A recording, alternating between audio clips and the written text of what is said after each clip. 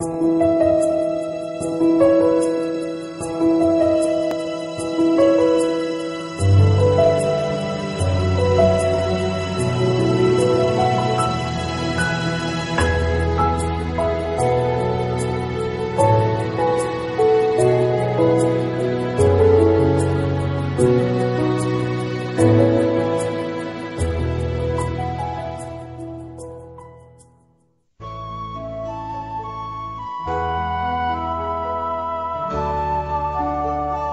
Morning. Welcome to Malayalam Christian network radio. ഞാൻ ജിജി. ഇന്ന് നമ്മൾ ഇന്റർവ്യൂ ചെയ്യുന്നത് ഡോക്ടർ പി ജി വർഗീസിനെയാണ്. Doctor P G Varghese is a founder of Indian evangelical team, the largest church planting group in northern India. As of today, under his spiritual guidance and mentorship, there are more than 2,200 evangelists have been ministering in over 6,000 churches in 20 states of India and neighboring countries of Nepal and Bhutan. Indian Evangelical Team has planted more than 6,500 churches that include more than 200,000 regular worshippers. One theological Bible college and 21 gospel training centers and one orphanage have also been established. Dr. Varghese has traveled to 35 nations and written over 40 books. His passion to see all India come to Jesus has led many to call him the Billy Graham of India. This humble apostolic leader and his teams have endured amazing hardships and persecution to see breakthrough against many strongholds. His strong knowledge of the word and sharing the simplicity of the gospel releases faith and healing with signs and wonders everywhere he goes. Welcome to Malayalam Christian Network Radio, Dr. P. G. Varghese. എന്തൊക്കെയുണ്ട് വിശേഷം? വളരെ സുഖമായിരിക്കുന്നു. വളരെ വളരെ വളരെ സുഖം. ഇന്ന് ഇന്റർവ്യൂവിന് വന്നതിൽ ഞങ്ങൾക്ക് വളരെയധികം സന്തോഷമുണ്ട്. എന്നെ വിളിച്ചതിന് വളരെ സന്തോഷം. വെൽക്കം. പാസ്റ്റർ, എങ്ങനെയാണ് രക്ഷയിലേക്ക് കടന്നു വന്നത്? അനുഭവ സാക്ഷി ഒന്ന് പറയാമോ? ഞാൻ ജനിച്ചത് ഒരു യാക്കോബ കുടുംബത്തിലാണ്. എന്റെ അപ്പനും അമ്മയും വളരെ ഭക്തരായിരുന്നു. അവരെന്നെ കൊച്ചുനാളി തൊട്ടേ സൺഡേ സ്കൂളിന് വിട്ടു. 5 കിലോമീറ്റർ നടന്നു പോകണം. വഴിയില്ലാത്തടത്തൂടെ, റോഡില്ലാത്തടത്തൂടെ, വയലിലൂടെ, കുന്നിലൂടെ പൊതിച്ചോറും കെട്ടിത്തന്നയക്കും. അങ്ങനെ വളരെ ഭക്തിയായിട്ട് വളർത്തി. പക്ഷെ എന്റെ ചെറുപ്പത്തിൽ തന്നെ എനിക്ക് ചില ചോദ്യങ്ങളുണ്ടായിരുന്നു. പപ്പ പഠിപ്പിച്ച അബ്രഹാമിന്റെ ദൈവം എവിടെ, യാക്കോബിന്റെ ദൈവം എവിടെ, പള്ളിയിൽ പ്രസംഗിക്കുന്ന ദൈവം എവിടെ? ദൈവത്തെ അന്വേഷിച്ചു, പള്ളിയിൽ കണ്ടില്ല. അവസാനം ഞാൻ നിരാശനായിട്ട് ഹിന്ദുമതത്തിൽ അന്വേഷിച്ചു, മന്ത്രവാദത്തിൽ അന്വേഷിച്ചു, പലയിടത്തും അന്വേഷിച്ചു. എങ്ങും കാണാതെ ഞാൻ കോളേജിൽ നിന്ന് ഒളിച്ചോടി പട്ടാളത്തിൽ ചേർന്നു. പട്ടാളം എനിക്കില്ലാതെ ഇരുന്ന കുറെ ദുസ്വഭാവങ്ങളൂടെ തന്നു. ഞാൻ ഒരു ദിവസം 120 ചാർമിനാർ സിഗരറ്റ് വലിക്കുമായിരുന്നു. രാവിലെ തൊട്ട് രാത്രി വരെ കള്ളു കുടിക്കുമായിരുന്നു. അങ്ങനെ അതിനൊക്കെ പൈസ വേണം. അതിന് ഞാൻ പട്ടാളത്തിലെ സാധനങ്ങളൊക്കെ മോഷ്ടിച്ച് വെളിയിൽ കൊണ്ടുപോയി വിൽക്കും. ഒടുവിൽ എന്റെ പപ്പ എന്നെ നേരെയാക്കാനായിട്ടൊരു പ്രാർത്ഥിക്കുന്ന മർത്തമ്മക്കാരി പെണ്ണിനെ കൊണ്ട് കല്യാണം കഴിപ്പിച്ചു. അങ്ങനെ ഞങ്ങളുടെ കുടുംബജീവിതം ഒരു നരകമായി മാറി. എന്നും വഴക്ക്, ബഹളം. ഒരു ദിവസം എന്റെ ഭാര്യ പറഞ്ഞു, ഇവിടെ ഒരു മുസ്ലിം കൺവേർട്ട് പാകിസ്ഥാനിൽ നിന്ന് വന്നിട്ടുണ്ട്, ജോർദാൻ ഖാൻ. അദ്ദേഹം സുവിശേഷം പ്രസംഗിക്കുന്നു. എന്റെ ഭാര്യയെ സന്തോഷിപ്പിക്കാനായിട്ട് കാശ്മീരിലുള്ള ഉദംപൂർ എന്ന സ്ഥലത്ത് ഞാൻ ചർച്ചയിൽ ചെന്നു. അവിടെ വെച്ച് ഞാൻ സുവിശേഷം കേട്ട് തിരികെ പോകുമ്പോൾ പട്ടാളത്തിന്റെ വണ്ടിയിൽ ഇരുന്നുകൊണ്ട്, കർത്താവെ, ഒരു മുസ്ലിമിനെ രക്ഷിച്ച ദൈവമേ, നീ വാസ്തവത്തിൽ പാപികളെ രക്ഷിക്കുന്ന ദൈവമാണെങ്കിൽ എന്നെ രക്ഷിക്കണമേ എന്ന് പ്രാർത്ഥിച്ചു. യേശു എന്നെ രക്ഷിച്ചു. 1971 ഒക്ടോബർ മാസം 1-ാം തീയതി രാത്രി 9:30 മണിക്ക് കർത്താവിന് കൃപ തോന്നി എന്നെ രക്ഷിച്ചു. ഞാൻ അങ്ങനെ രക്ഷിക്കപ്പെട്ടു. എന്തുകൊണ്ടാണ് നോർത്ത് ഇന്ത്യ ഒരു മിഷണറി പ്രവർത്തന മേഖലയായി തിരഞ്ഞെടുക്കാൻ കാരണം? കാരണം എവിടെ വേണമെങ്കിലും, ഇന്ത്യയിൽ എവിടെ വേണമെങ്കിലും പ്രവർത്തിക്കാമായിരുന്നു. എങ്കിലും എന്തുകൊണ്ടാണ് നോർത്ത് ഇന്ത്യ തന്നെ ഒരു പ്രവർത്തന മേഖലയായി തിരഞ്ഞെടുത്തത്? ഞാൻ കാശ്മീരിൽ ഇരിക്കുമ്പോഴാണ് രക്ഷിക്കപ്പെട്ടത്. രക്ഷിക്കപ്പെട്ടതിന് ശേഷം എന്റെ ഭാര്യയും കൊണ്ട് ഞാൻ എല്ലാ ദിവസവും നടക്കാൻ പോകും. അങ്ങനെ ഒരിക്കൽ ഞാൻ ഇങ്ങനെ നടന്ന പർവ്വതത്തിലൂടെ നടക്കുമ്പോൾ ഒരു പാറയുടെ മുകളിൽ ഞങ്ങൾ രണ്ടുപേരും കൂടെ പതിവ് പോലെ ഇരുന്നു 2 പാട്ട് പാടി പ്രാർത്ഥിക്കുമ്പോൾ അങ്ങ് ദൂരെയുള്ള കുന്നുകളിൽ ഞാൻ 100 വെളിച്ചം കണ്ടു, തീജ്വാലകൾ കണ്ടു. അവിടെയൊക്കെ മനുഷ്യരുടെ താമസമുണ്ട്. പക്ഷെ അവരെ ആർക്കും കാണാൻ സാധ്യമല്ല, കാരണം അങ്ങ് ദൂരെയാണ്. രാത്രിയാകുമ്പം മഴയില്ലെങ്കിൽ അവർ ആഹാരം ഉണ്ടാക്കുന്നത് മുറ്റത്താണ്.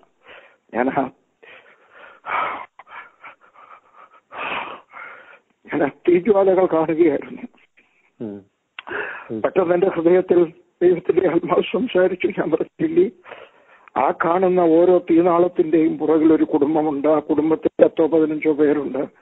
അവരൊരിക്കലും യേശുവിനെ പറ്റി കേട്ടിട്ടില്ല. ലില്ലി പറഞ്ഞു, ആരെവിടെ പോകും? ഈ പർവ്വതങ്ങൾ കയറി ഇറങ്ങി ആര് പോകും? ഞാൻ പറഞ്ഞു, എനിക്ക് നല്ല ആരോഗ്യമുണ്ട്, പക്ഷേ ഞാൻ പോട്ടെ. ലില്ലി പേടിച്ചു പോയി. ലില്ലി കറിയാൻ ഞാൻ പോയാൽ എന്നെ ആരെങ്കിലും ലില്ലി കൊല്ലും, ലില്ലി വിധവയാകും. ലില്ലി പറഞ്ഞു, വേണ്ട അച്ഛൻ പട്ടാളത്തിൽ പ്രസംഗിക്കില്ല, ഞാനൊരു ടീച്ചറല്ലേ, എനിക്ക് കുഞ്ഞുങ്ങളോട് സുവിശേഷം പറയാം, നമുക്കിങ്ങനെ വേല ചെയ്യാം. ഞാൻ പറഞ്ഞു, പക്ഷേ തോമസ് ലീഹ കേരളത്തിൽ വന്നിട്ട് 1900 വർഷങ്ങളായി. പക്ഷെ ഇന്ന് വരെ നമ്മുടെ ആൾക്കാർ ഈ സുവിശേഷവുമായിട്ട് സുവിശേഷം കേട്ടിട്ടില്ലാത്ത സ്ഥലങ്ങളിലേക്ക് പോയില്ല. നാം അടുത്ത ആഴ്ച ക്രിസ്മസ് ആഘോഷിക്കാൻ പോവുകയാണ്. പക്ഷെ ഈ മനുഷ്യർ ക്രിസ്മസ് എന്നൊരു വാക്ക് ഇതുവരെ കേട്ടിട്ടില്ല. അതുകൊണ്ട് ഞാൻ പോകട്ടെ. ലില്ലി പേടിച്ചു. ഞാൻ ലില്ലിയുടെ കൈ പിടിച്ചു ഞെക്കിക്കൊണ്ട് പറഞ്ഞു, ലില്ലി, അവരൊരിക്കലെങ്കിലും യേശു എന്നുള്ള ഒരു വാക്ക് കേൾക്കണ്ടായോ കൊച്ചെ? ക്രിസ്മസ് എന്നൊരു വാക്ക് അവർ കേൾക്കണ്ടായോ കൊച്ചെ? ലില്ലി കരയാൻ തുടങ്ങി. ലില്ലി പറഞ്ഞു, അതെ, അവർക്കൊരു അവകാശമുണ്ട് യേശുവിനെ പറ്റി കേൾക്കുവാൻ. അച്ചായൻ പോയാൽ ഞാൻ കൂടെ വരാം. അങ്ങനെ ഞങ്ങൾ രണ്ടുപേരും കൂടെ ആ തീനാളങ്ങളെ നോക്കിക്കൊണ്ട് യേശുവിനെ പറ്റി കേട്ടിട്ടില്ലാത്ത മനുഷ്യരോട് സുവിശേഷം പറയുവാൻ ഞങ്ങളെ തന്നെ സമർപ്പിച്ചു. അങ്ങനെ വടക്കേ ഇന്ത്യയെ പറ്റി ഭാരമുണ്ടായി. കർത്താവ് ഭാരം തന്നു. കൃപയാൽ അത് ഏറ്റെടുക്കുവാൻ ഭാഗ്യം ലഭിച്ചു. ആമേൻ. പ്രത്യേകിച്ച് നമ്മുടെ മലയാളികളുടെ ഇടയ്ക്ക് ആദ്യമായിട്ട് ഫാസ്റ്റാണ് നോർത്ത് ഇന്ത്യയിൽ പോകുന്നത് ഇങ്ങനെയുള്ള മിഷണറി പ്രവർത്തനം ചെയ്യുന്നത്. ഞാനൊരു ബുക്ക് വായിച്ചിട്ടുണ്ട്. അവരുടെ ഇടയിൽ താമസിക്കുമ്പോൾ രാത്രിയിലൊക്കെ അവരുടെ ഹട്ടിൽ കിടക്കണം. അത്ര ഈസി ആയിട്ടുള്ള കാര്യമല്ല.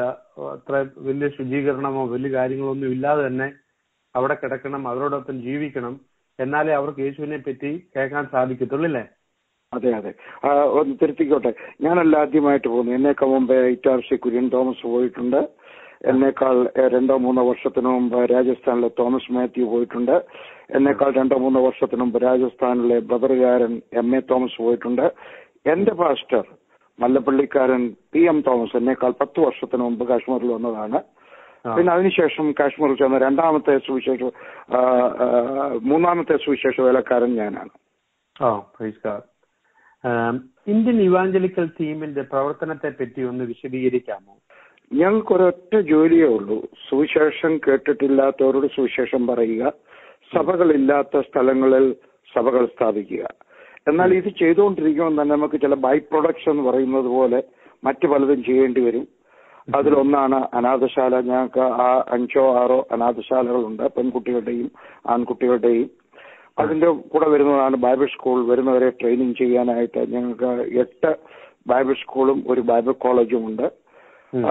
അതുപോലെ തന്നെ വേറെ ഒത്തിരി പ്രവർത്തനങ്ങളുണ്ട്. ഒരു നയാഗ്ര വെള്ളച്ചാട്ടം ഒരു അത്ഭുതമായിരിക്കുന്നത് പോലെ തന്നെ ഞങ്ങൾക്ക് ഒത്തിരി ബൈ പ്രൊഡക്ട്സ് ഉണ്ട്. പക്ഷെ ഞങ്ങളുടെ main product, main cup of tea എന്ന് പറയുന്നത് സഭകളില്ലാത്ത സ്ഥലങ്ങളിൽ സഭകൾ സ്ഥാപിക്കുക, സുവിശേഷം കേട്ടില്ലാത്തൊരു സുവിശേഷം പറയുക. ഇതാണ് ഞങ്ങളുടെ മെയിൻ ജോലി. ബാക്കി മറ്റുള്ളതൊക്കെ ഇതിന്റെ സൈഡ് ആയിട്ടുള്ള പ്രവർത്തനങ്ങളാണ്.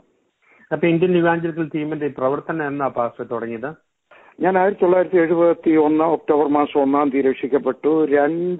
13 മാസം കഴിഞ്ഞപ്പോൾ 1972 ഒക്ടോബർ മാസം 30-ാം തീയതി ഞാൻ കാശ്മീരിലെ കട്ര എന്ന് പറഞ്ഞ ഹിന്ദുക്കളുടെ പുണ്യ സ്ഥലത്ത് ചെന്നിറങ്ങി. 13 മാസം കഴിഞ്ഞപ്പോൾ ഞാൻ മിഷണറി ആയി. 1972 ഒക്ടോബർ മാസം 30-ന്. ഓക്കെ, അന്നാണ് ഇതിന്റെ പ്രവർത്തനം ആരംഭിക്കുന്നത്, പ്രവർത്തനം തുടങ്ങിയത്. പാസ്റ്ററിന് അനേക രോഗത്തിൽ നിന്നും വിടുതൽ ദൈവം നൽകിയിട്ടുണ്ടല്ലോ. ഡയബറ്റീസിൽ നിന്നും എങ്ങനെയാണ് വിടുതൽ ലഭിച്ചു എന്ന് പറയാമോ? ഞാൻ വേദപുസ്തകം ഒരു ബൈബിൾ കോളേജിൽ പോയി പഠിക്കാനുള്ള ഭാഗ്യം എനിക്ക് ലഭിച്ചില്ല. അതുകൊണ്ട് അതൊരു ചിലപ്പോൾ ചില സാഹചര്യത്തിൽ അതെനിക്കൊരു നന്മയായി എന്ന് കരുതുന്ന കൂട്ടത്തിലാണ്. ഞാൻ ബൈബിൾ കോളേജിനെതിരല്ല. എന്റെ മക്കൾ 5 പേരും സൈക്കോളജി പഠിച്ചവരും ബിസിനസ് മാനേജ്മെന്റ് പഠിച്ചവരും എല്ലാം ബൈബിൾ കോളേജിൽ പോയാണ് പഠിച്ചത്. പക്ഷെ ഞാൻ ബൈബിൾ കോളേജിൽ പഠിച്ചിട്ടില്ലാത്തത് കൊണ്ട് വേദപുസ്തകത്തിൽ നിന്നെല്ലാം ഞാൻ അതുപോലെ ഒപ്പിയെടുക്കാൻ ശ്രമിക്കുന്നു. അപ്പോൾ ഞാൻ വേദപുസ്തകത്തിൽ നോക്കിയപ്പോൾ ആദ്യം മുതൽ തന്നെ ഏലിയാവ്, എലീശായ, മറ്റ് പലരും പല പരീക്ഷണങ്ങൾ നടത്തിയപ്പോൾ, യേശു പോലും പരീക്ഷണങ്ങൾ നടത്തിയപ്പോൾ അത്ഭുതങ്ങൾ നടന്നു. എന്ത് സംഭവിക്കണമോ അതിനനുസരിച്ച ഒരു പരീക്ഷണം ഇവരെല്ലാവരും നടത്തി. ഏലിയാവ് ഒരു കൊച്ചന്റെ പുറത്ത് കയറി കിടന്നു, ചത്തുകിടന്ന ഒരു കൊച്ചന്റെ പുറത്ത് കയറി കിടന്നു, ഒരു കമ്പ് വെട്ടി എറിഞ്ഞു. യേശുക്രിസ്തു ചെളിയുണ്ടാക്കി കണ്ണെ പുരട്ടി കഴുകാൻ പറഞ്ഞു. ഇതുപോലെ എനിക്ക് 1983 ഞാനൊരു ക്രോണിക് ഡയബറ്റിക് പേഷ്യന്റ് ആണെന്ന് തെളിഞ്ഞു. ഞാൻ ആകെ ഭയന്ന് പോയി. എനിക്കൊന്ന് 40 വയസ്സേ ഉള്ളൂ. ഞാൻ വിചാരിച്ചു, എന്റെ ദൈവമേ, ഞാൻ ഡയബറ്റിക് പേഷ്യന്റ് ആയിക്കഴിഞ്ഞാൽ ഞാൻ എങ്ങനെ ഗ്രാമത്തിൽ പോകും? ഞാൻ ഒരിക്കൽ പോലും എന്റെ മിഷൻ ഫീൽഡിൽ പോയാൽ ഞാൻ ലോഡ്ജിലോ ഹോട്ടലിലോ താമസിക്കത്തില്ല. എന്റെ സുവിശേഷ വേലക്കാരുടെ കൂടെ മാത്രമേ ഞാൻ എന്നും താമസിച്ചിട്ടുള്ളൂ. അങ്ങനെയാണെങ്കിൽ അവർ തരുന്ന ചായ കുടിക്കണം, അവർ തരുന്ന ചോറ് തിന്നണം, അവർ തരുന്ന ഉരുളക്കിഴങ്ങ് തിന്നണം. കർത്താവെ, ഞാൻ പ്രാർത്ഥിച്ചു. ഞാൻ തിരിച്ച് വീട്ടിൽ ചെന്ന് കഴിഞ്ഞപ്പോൾ, എന്റെ പഞ്ചാബിലാണെന്ന് ഞാൻ എന്റെ ഭാര്യയോട് പറഞ്ഞു, കൊച്ചേ താൻ കിടന്നുറങ്ങി, ഞാനൊന്ന് പ്രാർത്ഥിക്കാൻ പോകാം. ലില്ലി പേടിച്ചു, കാരണം മുറ്റത്തൊക്കെ പാമ്പ് കാണും. ഞാൻ പറഞ്ഞില്ല, എനിക്കൊന്ന് പ്രാർത്ഥിക്കണം. ഞാൻ ഒറ്റയ്ക്ക് വെളിയിൽ പോയിട്ട് ലില്ലി കാണാത്ത ഒരു സ്ഥാനത്ത് മാറി നിന്ന് രാത്രിയിൽ ഞാൻ പ്രാർത്ഥിച്ചു. കർത്താവ്, എന്റെ ശരീരത്തിനകത്തുള്ള ഡയബറ്റീസ് എന്റെ ശരീരത്തിൽ നിന്ന് ഈ ഭൂമിയിലേക്ക് പോകട്ടെ. എന്നിട്ട് ഞാൻ എന്റെ കാലേ കൂടെ ഭൂമിയിലോട്ട് പോകുന്നതായിട്ട് ഭാവന കണ്ടു. എന്നിട്ട് ഞാൻ പ്രാർത്ഥിച്ചു, എന്റെ ശരീരത്തിനകത്തുള്ള ഡയബറ്റിക് എന്റെ കൈയിലൂടെ ആകാശത്തോട്ട് പോട്ടെ. ഞാൻ കൈ ഉയർത്തിയിട്ട് ആകാശത്തിലോട്ട് എവാപ്പറേറ്റ് ആയിട്ട് പോകുന്നത് ഞാൻ ഭാവന കണ്ടു.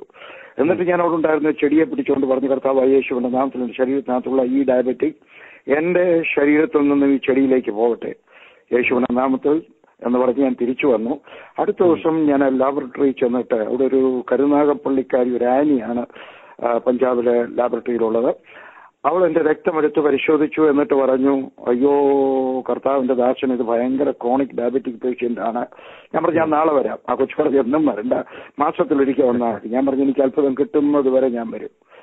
എന്നിട്ട് അന്ന് രാത്രിയിലും ഞാൻ അതുപോലെ പ്രാർത്ഥിച്ചു. അടുത്ത ദിവസം ബ്ലഡ് പരിശോധിച്ചു, ക്രോണിക് ഡയബറ്റിക് പേഷ്യന്റ്. അങ്ങനെ 4 രാത്രിയിൽ ഞാൻ പ്രാർത്ഥിച്ചു. 5ാമത്തെ ദിവസം രാവിലെ ഞാൻ ബ്ലഡ് കൊണ്ടുവന്ന് പരിശോധിച്ചു കഴിഞ്ഞപ്പോൾ, ഞാൻ ഇപ്പോഴും 10ാം കോട്ട് ലാബറട്ടറി നടത്തുന്നുണ്ട്. ആ കൊച്ച് അത്ഭുതപ്പെട്ടിട്ട് പറഞ്ഞു, കർത്താവിന്റെ ദാസൻ, കഴിഞ്ഞ 4 ദിവസവും അങ്ങൊരു ക്രോണിക് ഡയബറ്റിക് പേഷ്യന്റ് ആയിരുന്നു, പക്ഷെ ഇപ്പം ബ്ലഡിനകത്ത് അല്പം പോലും ഷുഗർ ഇല്ല. 1982 അത്. കർത്താവ് ഇന്നും എന്നെ സൗഖ്യമാക്കി നിർത്തിയിരിക്കുന്നു. ഞാൻ 3-4-5 മാസം ഇരിക്കുമ്പോൾ ബ്ലഡ് പരിശോധിക്കാറുണ്ട്. എന്റെ കർത്താവ്, ഞാൻ പ്രാർത്ഥിച്ചതുപോലെ തന്നെ ശരീരത്തിനകത്തുള്ള ഡയബറ്റിക് മുഴുവൻ ഞാനൊരു പരീക്ഷണം നടത്തിയതുപോലെ എന്റെ ശരീരത്തിനകത്തൂടെ താഴോട്ട് പോയോ മേളോട്ട് പോയോ എനിക്ക് അറിഞ്ഞുകൂടാ, പക്ഷെ ഞാൻ സൗഖ്യമായി.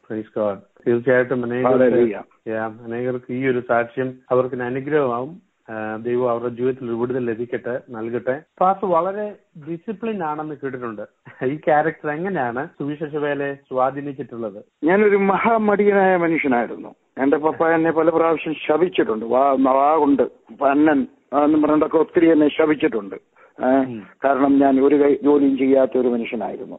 പപ്പ പണമുള്ള മനുഷ്യനാണ്, തോട്ട സൂപ്രണ്ടായിരുന്നു. അതുകൊണ്ട് വീട്ടിൽ വേലക്കാർ കാണും. എന്നാൽ പോലും എന്റെ പശുവിനെ അഴിച്ചു കെട്ടാൻ പറഞ്ഞാൽ ഞാൻ ചെയ്യത്തില്ല. അങ്ങനെ ഞാനൊരു മടിയനായിരുന്നു.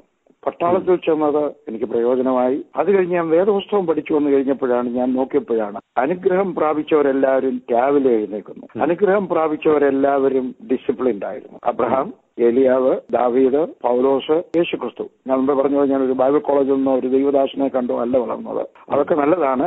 പക്ഷെ അതുകൊണ്ട് ഞാൻ വേദപുസ്തകം നോക്കി കഴിഞ്ഞപ്പോൾ എല്ലാവരും ഹാർഡ് വർക്കിംഗ് ആണ്, ഡിസിപ്ലിൻഡ് ആണ്. ഞാനും ഒരു തീരുമാനമെടുത്തു, ഞാനും ഒരു ഹാർഡ് വർക്കിംഗ് ആയിരിക്കും. രക്ഷിക്കപ്പെട്ട മുതൽ ഞാൻ ഒരു ഡിസിപ്ലിൻഡ് ആയിരിക്കും. ഏതെങ്കിലും എഴുത്ത് വന്നു കഴിഞ്ഞാൽ അടുത്ത ദിവസം തന്നെ ഞാൻ മറുപടി അയക്കും. രാവിലെ ഞാൻ എഴുന്നേക്കും. 5:50 എഴുന്നേക്കും. ഒരു കപ്പ് ചായ ഉണ്ടാക്കി, ഞാൻ താമസിക്കുന്ന ഫ്ളാറ്റിന്റെ താഴെ, ഞാനൊരു ഫ്ളാറ്റിലാണ് താമസിക്കുന്നത്, അവിടെ ഒരു സെക്യൂരിറ്റി ഗാർഡ് ഉണ്ടാക്കി കൊടുത്തും വെച്ച് ഞാൻ നടക്കാൻ പോകും.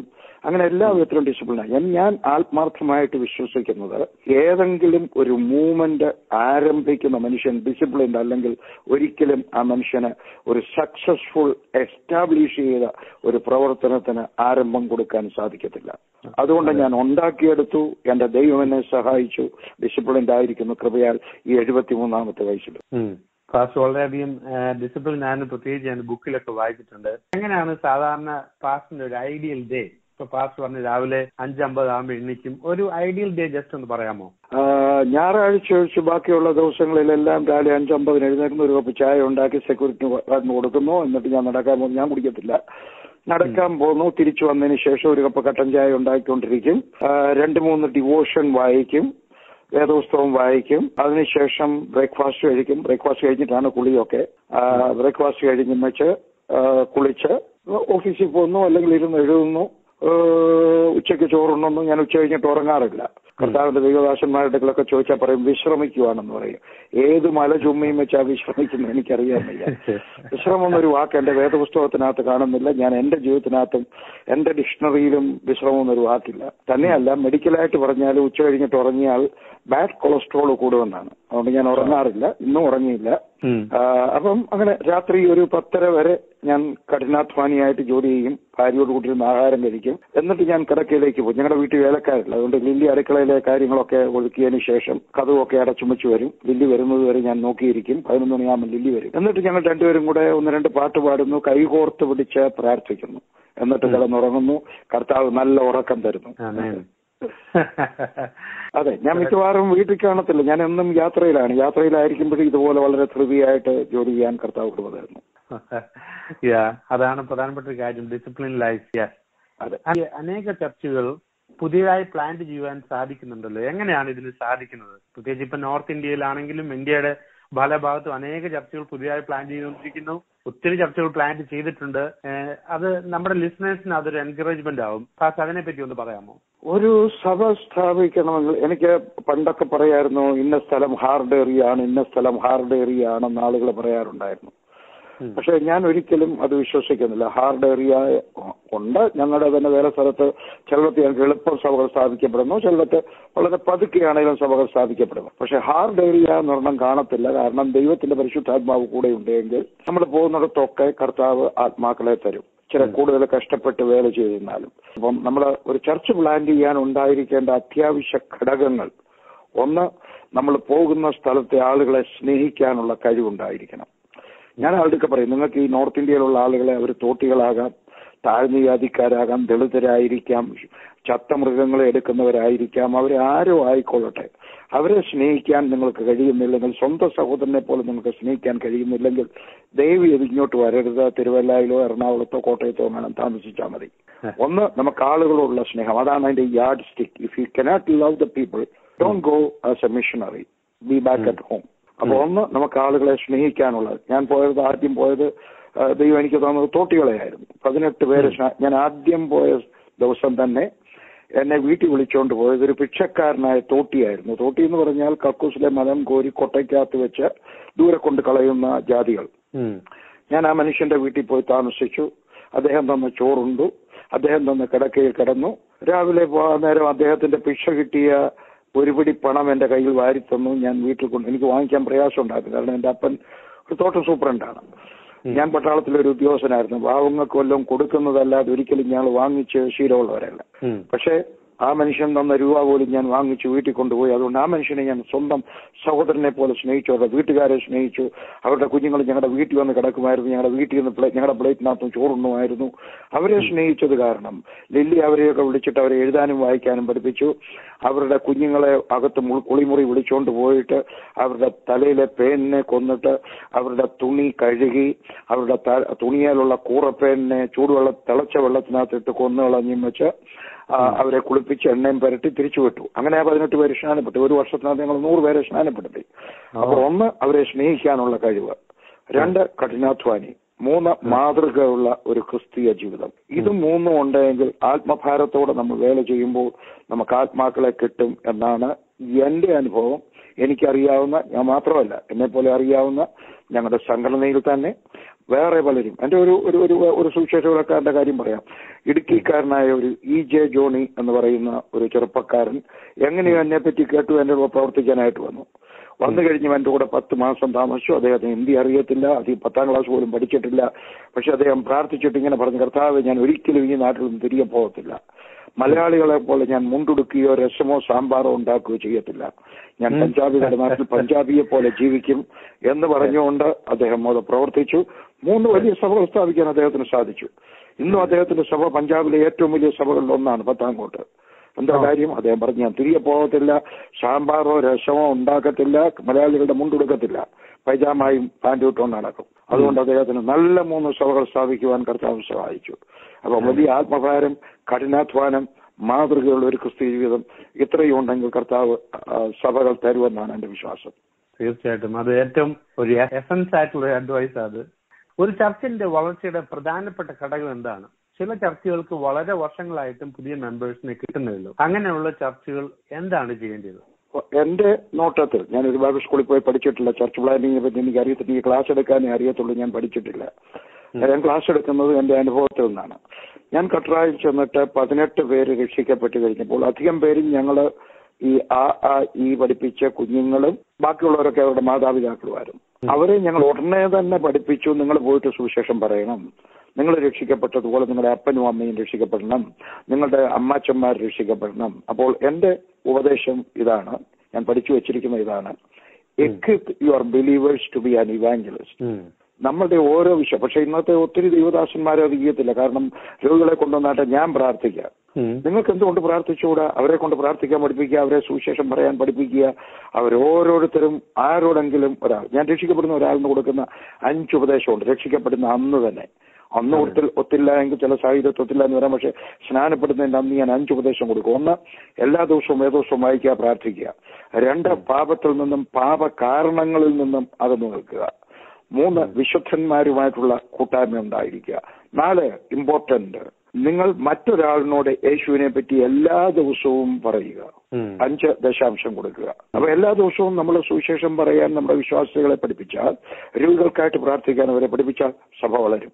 വളർച്ചയുള്ള സഭകളുടെ എല്ലാം സീക്രട്ട് അതാണ്. പിന്നെ അതോടൊപ്പം തന്നെ ഒന്നിച്ചുള്ള പ്രാർത്ഥനയും, ദൈവത്തിന്റെ പരിശുദ്ധാത്മാവ് വന്നു കഴിയുമ്പോൾ പോളിയോങ്കിച്ചോ പഠിപ്പിക്കുന്നതാണ് അവിടെ പ്രാർത്ഥിക്കുമ്പോൾ ഉണ്ടാകും. പക്ഷേ വിശ്വാസികൾ സുവിശേഷം പറയുമ്പോഴാണ് രക്ഷിക്കപ്പെടുന്നത്. അതുകൊണ്ട് അവരെ വിശ്വാസികളെ എക്വിപ്പ് ചെയ്യുക, ഇവാഞ്ചലിസ്റ്റ് ആയിട്ട് മാറുക. ഓരോ ചർച്ചിലുള്ളവരെ മെമ്പേഴ്സിനെയും ഒരു ഇവാഞ്ചലിസ്റ്റ് ആക്കുക. അങ്ങനെ ആക്കി കഴിഞ്ഞാൽ അവരെ ആക്കി തീർക്കണം.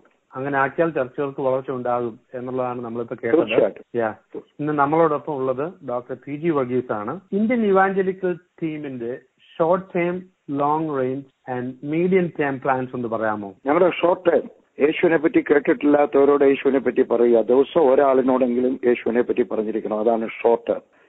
ഞങ്ങളുടെ മിഡിൽ ടേം എന്ന് പറയുന്നത് രക്ഷിക്കപ്പെടുന്ന വിശ്വാസികളെ വിശ്വാസത്തിനകത്ത് ഉറപ്പിക്കുക. എന്റെ ആദ്യത്തെ 18 പേരിനകത്ത് ഒരു മനുഷ്യന് മാത്രമേ ഉണ്ടായിരുന്നുള്ളൂ എഴുതാനും വായിക്കാനും അറിയാവുന്നത്. പക്ഷെ എന്റെ ഏറ്റവും പ്രായമുള്ള അമ്മച്ചിക്ക് 62 വയസ്സുണ്ടായിരുന്നു, സാറാ അമ്മച്ചി. അബ്രഹാം ആണോ ആദ്യം ജീവിച്ചിരുന്നത്, യോശു ആണോ എന്ന് ചോദിച്ചാൽ അമ്മച്ചിക്ക് അറിയത്തില്ല, അതോ പൗലൂസ് ആണോ എന്ന് ചോദിച്ചാൽ പോലും അറിയത്തില്ല. പക്ഷെ അമ്മച്ചിക്ക് ഒരു കാര്യം അറിയാമായിരുന്നു, യേശു ക്രിസ്തുവിന്റെ രക്തം നമ്മുടെ സകല പാപങ്ങളെയും പൊക്കി ശുദ്ധീകരിക്കുന്നു, അതിനാൽ ഞാൻ രക്ഷിക്കപ്പെട്ടിരിക്കുന്നു. യേശു ക്രിസ്തു രണ്ടാമതും ഭൂമിയിൽ വരും, അവൻ വരുമ്പോൾ ഞാൻ കർത്താവിനോടുകൂടി എടുക്കപ്പെടും. ഈ ബേസിക് നോളജ് അവർക്കുണ്ടായിരുന്നു. പഠിത്തമുള്ളവർക്ക് കൂടുതൽ പഠിപ്പിക്കുക, പഠിത്തം ഇല്ലാത്തവരെയും ബേസിക് നോളജ് കൊടുത്ത്, അതാണ് ഞങ്ങളുടെ മിഡിൽ ടേം. ലോങ് ടേം എന്ന് പറഞ്ഞു കഴിഞ്ഞാൽ സഭയില്ലാത്ത സ്ഥലങ്ങളിലെല്ലാം സഭകൾ സ്ഥാപിക്കുക. അത് ചെയ്യണമെങ്കിൽ നമ്മുടെ ആളുകൾ തന്നെ സുവിശേഷ വേലയ്ക്ക് തയ്യാറാവണം. ഞങ്ങൾ ഇന്ന് വരെ വേറൊരു സംഘടനയിൽ ഒരു വേലക്കാരനെ എടുത്തിട്ടില്ല. ഞങ്ങൾ ഇന്ന് വരെ വേറൊരു സംഘടനയുടെ ഒരു സഭ എടുത്തിട്ടില്ല. ഞങ്ങളുടെ ഈ പറയുന്ന 2700 സുവിശേഷ വേലക്കാരും അതിൽ കൂടുതലുണ്ട്. അവരെല്ലാം ഞങ്ങളുടെ തന്നെ പ്രൊഡക്റ്റാണ്. ഞങ്ങൾ ഈ സ്ഥാപിച്ചെന്ന് പറയുന്നതായിട്ടുള്ള 6000 ചില്ലുവാനം സഭകൾ, അത് മുഴുവൻ ഞങ്ങൾ സ്ഥാപിച്ചതാണ്. അതെങ്ങനെയാണ് സ്ഥാപിച്ചത്? ഞങ്ങളുടെ തന്നെ വിശ്വാസികൾ പോകുന്നു, ആ വിശ്വാസികൾ സുവിശേഷ വേലയ്ക്ക് ഇറങ്ങുന്നു, അവരെ ഇറങ്ങുന്നവരെ ഞങ്ങളുടെ ബൈബിൾ സ്കൂൾ പഠിപ്പിച്ചിട്ട് ഞങ്ങൾ സുവിശേഷ വേലക്കാരായിട്ട് അയക്കുന്നു. അതാണ് ഞങ്ങളുടെ ലോങ് ടേം.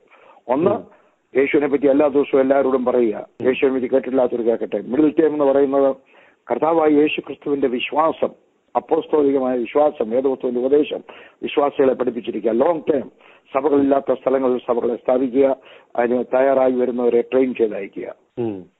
തീർച്ചയായിട്ടും വചനത്തിൽ നിന്നൊരു നോളജ് വളരെയധികം ആവശ്യമാണ്. അങ്ങനെ ഉണ്ടെങ്കിൽ മാത്രമേ ബാക്കിയുള്ളവരോട് സുവിശേഷം പറയാൻ സാധിക്കത്തുള്ളൂ. അതെ, എല്ലാം അറിഞ്ഞിട്ടല്ല സുവിശേഷം പറയുന്നേ.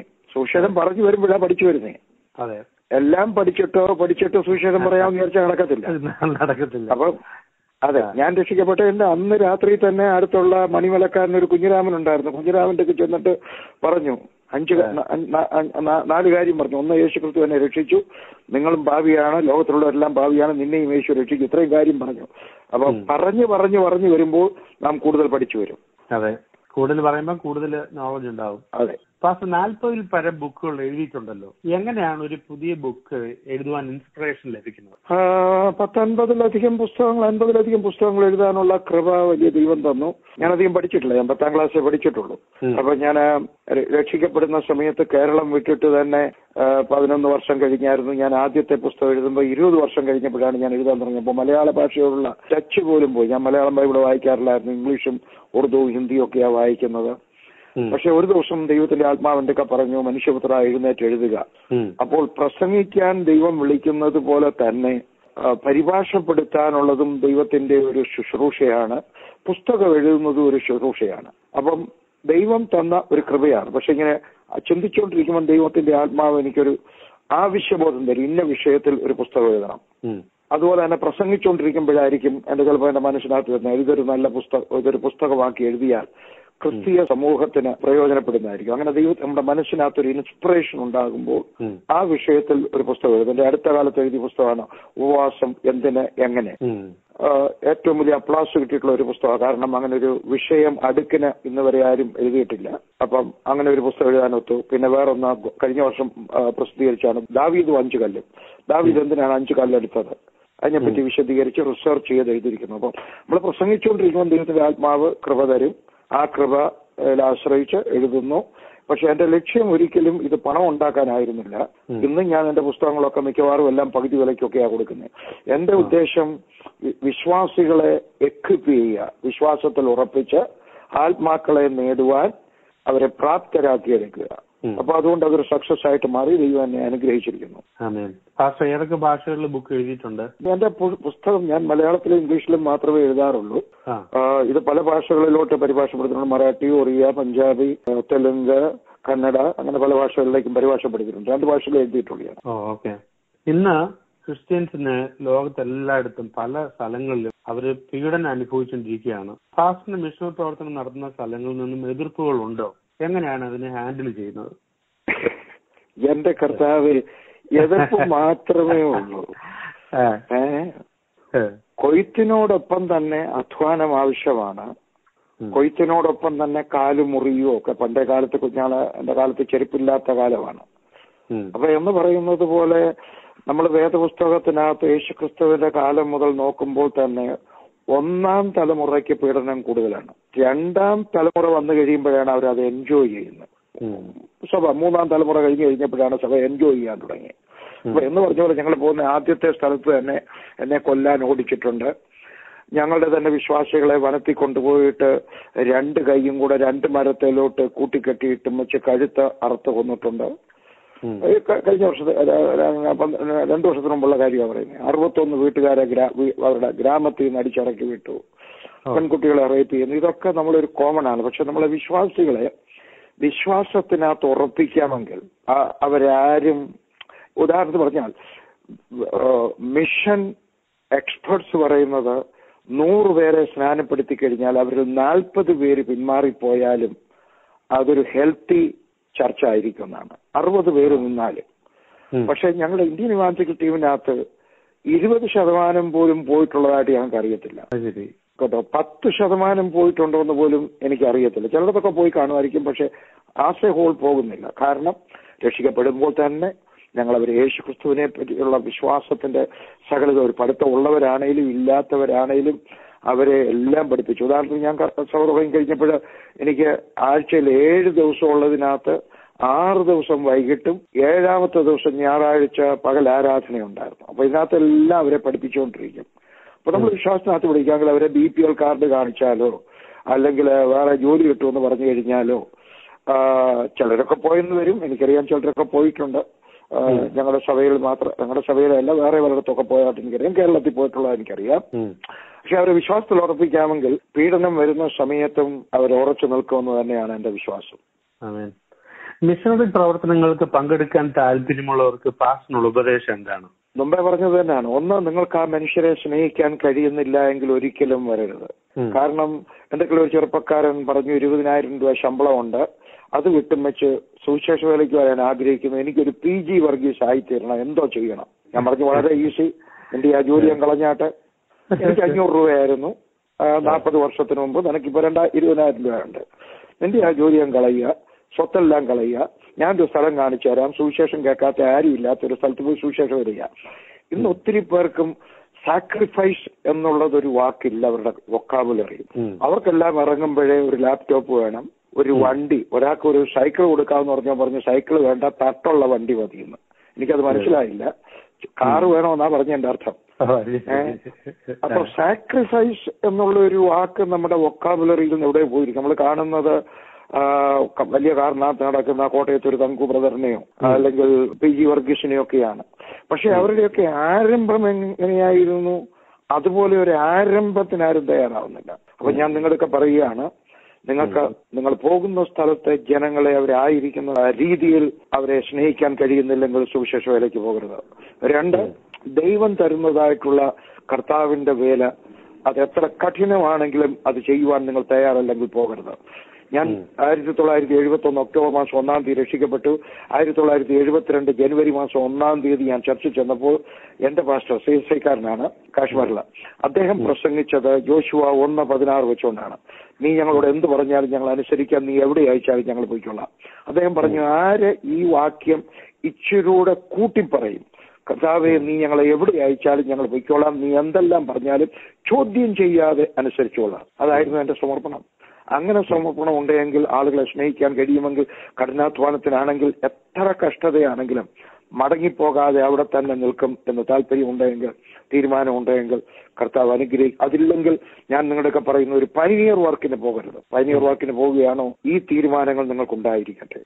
പാസ്റ്റർ, 40-ലധികം രാജ്യങ്ങളിൽ സുവിശേഷ പ്രവർത്തനമായി കടന്നുപോയിട്ടുണ്ടല്ലോ. അവിടെയുള്ള ആളുകൾ എങ്ങനെയാണ് സുവിശേഷീകരണത്തോട് പ്രതികരിക്കുന്നത്? ബ്രദർ, എനിക്ക് ശത്രുക്കളെ ഉണ്ടാക്കാൻ നോക്കുവാണെന്ന് തോന്നുന്നല്ലോ. കാരണം ഇങ്ങനെ ഒരു പഴഞ്ചൊല്ലുണ്ട്, സത്യം നിങ്ങളെ ഭ്രാന്ത് പിടിപ്പിക്കുമെന്ന്. അപ്പൊ ഞാൻ സത്യം പറഞ്ഞാൽ കേൾക്കുന്ന പലർക്കും ദേഷ്യം വരും.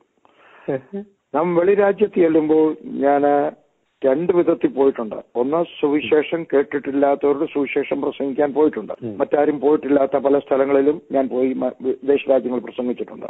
എന്നാൽ ഞാൻ ഇന്ന് അധികവും പോകുന്നത് ഇംഗ്ലണ്ടിൽ പോകുന്നു, അമേരിക്കയിൽ പോകുന്നു, സൗത്ത് അമേരിക്കയിൽ പോകുന്നു, ഇന്തോനേഷ്യ പോകുന്നു, മലേഷ്യയിൽ പോകുന്നു.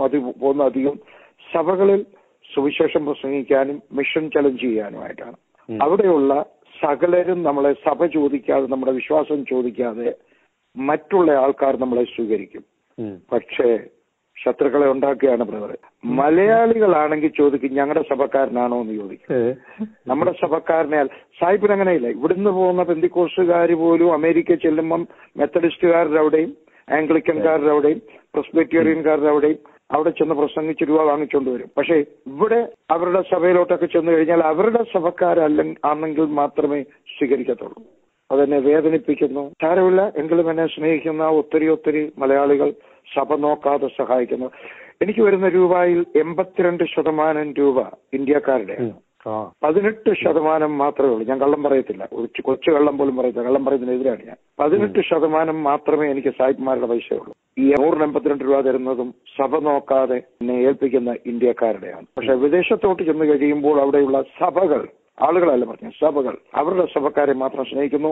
നമുക്ക് അതിനകത്തുനിന്ന് ഒരു മോചനം ഉണ്ടാകണം. ദൈവത്തിന്റെ വേലയെ സ്നേഹിക്കുവാൻ നമുക്ക് കഴിയണം. അങ്ങനെ ആയിത്തീരട്ടെ ഞാൻ പ്രാർത്ഥിക്കുകയാണ്. പക്ഷെ നമ്മുടെ ലിസ്റ്റേഴ്സിന് ഈ ഇന്ത്യൻ ഇവാഞ്ചലിക്കൽ ടീമിനെ കുറിച്ച് കൂടുതലായിട്ട് അറിയണമെങ്കിലോ അവർക്ക് കൂടുതലായിട്ട് ഹെൽപ്പ് ചെയ്യണോ താല്പര്യം ഉണ്ടെങ്കിൽ അതിന് ഇൻഫർമേഷൻ ഒന്ന് പറയാമോ? അയ്യോ, 100 പ്രാവശ്യം പറയാം, പ്രത്യേകിച്ച് ഹെൽപ്പ് ചെയ്യുന്നതിനെ പറ്റി.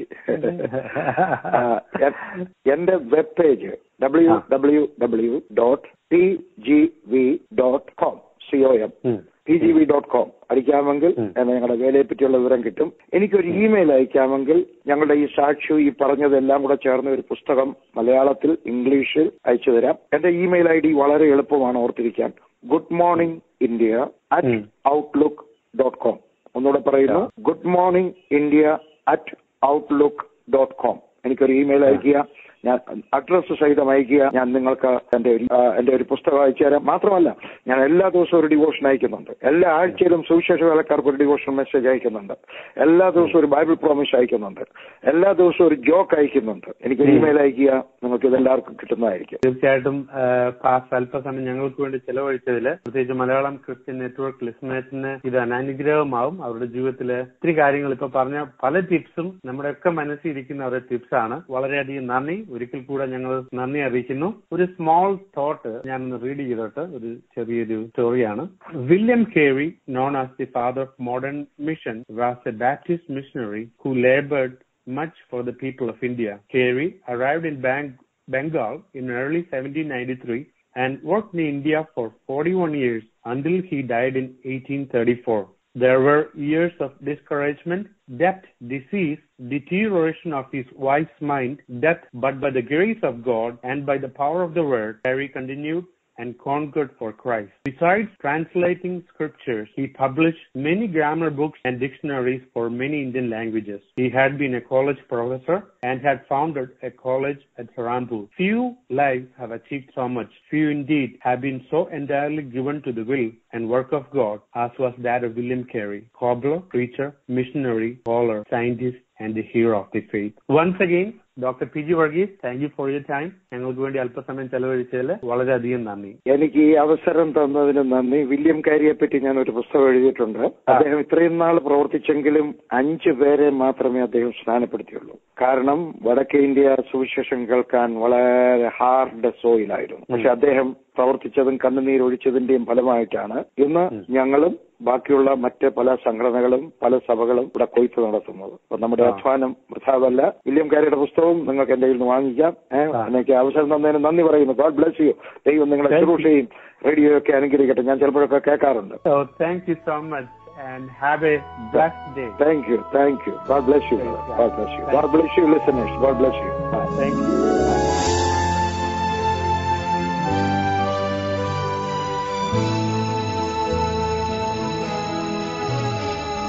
വഴി തുറന്നിടും ദൈവം, വഴി തുറന്നിടും. എൻ ദുഃഖത്തിൽ എൻ ഭാരത്തിൽ ആശയറ്റ വേളയിൽ വഴിയടയുമ്പോൾ ദൈവകരം പ്രവർത്തിക്കും. നൽകിടും യേശു ആശ്വാസം വൻകരത്തിനാൽ ദൈവശക്തിയാൽ.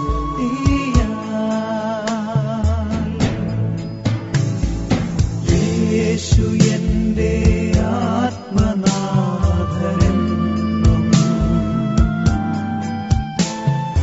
കൈവിടില്ല ഒരു നാളും എന്നെ. ആകാശം ഭൂമി സർവം മാറിപ്പോയാലും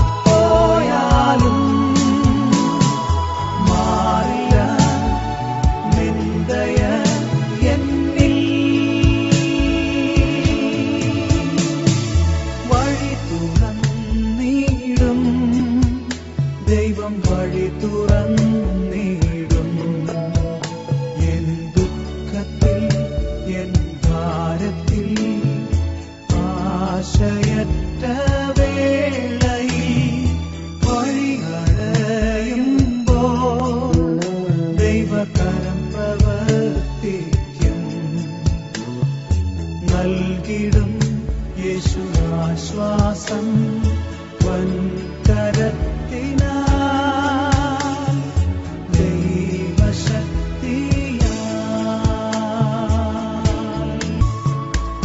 വിടുതൽ നൽകിടും ദൈവം, വിടുതൽ നൽകിടും.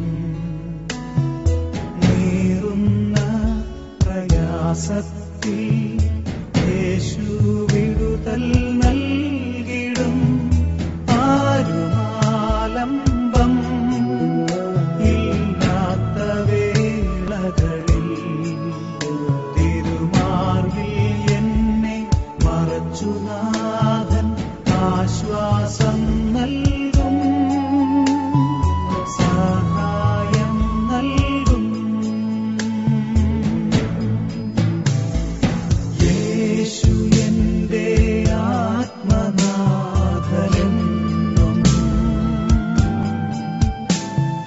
കൈവിടില്ല ഒരു നാളും എന്നെ. ആകാശം ഭൂമി സർവം മാറിപ്പോയാലും മാറില്ല നിന്ദയ എന്നിൽ. വഴി തുറന്നിടും ദൈവം, വഴി തുറന്നിടും. എൻ ദുഃഖത്തിൽ എൻ ഭാരത്തിൽ ആശയറ്റ വേളയിൽ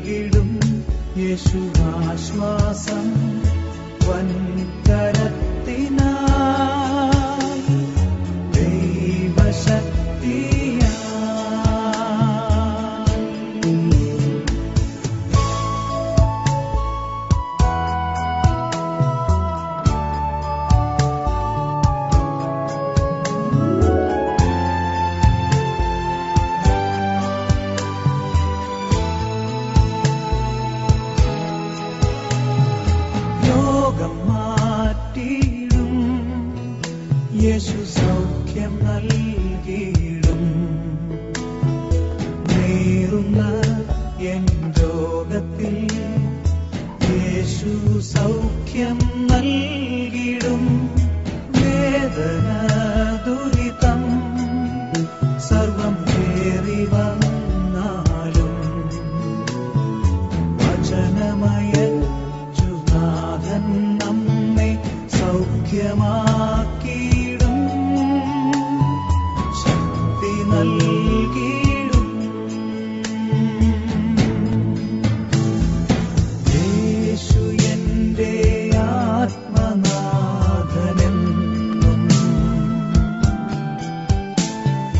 കൈവിടില്ല ഒരു നാളും എന്നെ. ആകാശം ഭൂമി സർവം മാറിപ്പോയാലും